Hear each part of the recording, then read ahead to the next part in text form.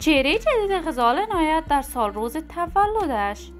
غزال عنایت چرا چهره خود را مانند آریانا سعید جراحی کرده است و حقایق تازه رابطه غزال عنایت با آریانا سعید؟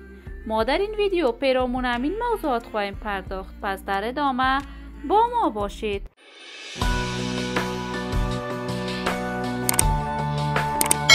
سلام، شما را خوش آمدید میگم به یکی دیگر از ویدیوهای جذاب کانال دنیا اینفو. برای حمایت از من علامت سابسکرایب را فشار دهید تا از ویدیوهای دیگر کانال ما هم آگاه شوید.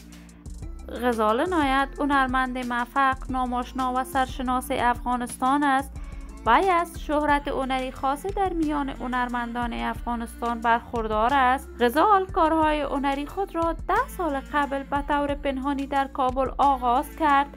وی شاگرد موفق و با استعداد استاد نظیر خارا بوده است. غزال در اوایل آهنگ‌های دوگانه با استاد نظیر خارا می سرود، اما رفته رفته غزال عنایت توانست در میان مردم افغانستان به اوج شهرت برسد. غزال بعد از رفتنش به کشور کانادا به طور رسمی با قیس الفت چندین آهنگ سرود و در ویدیو کلیپ های خودش ظاهر شد.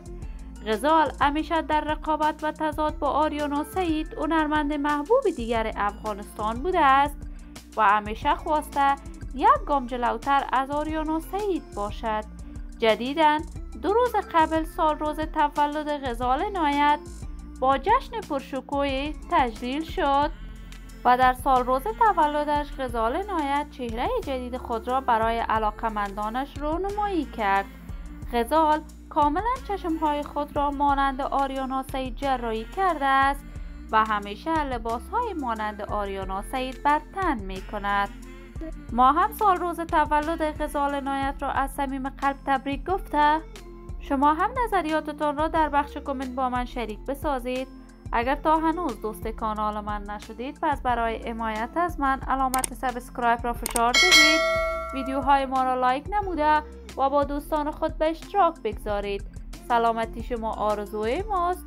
تا درودی دیگر، بدرود.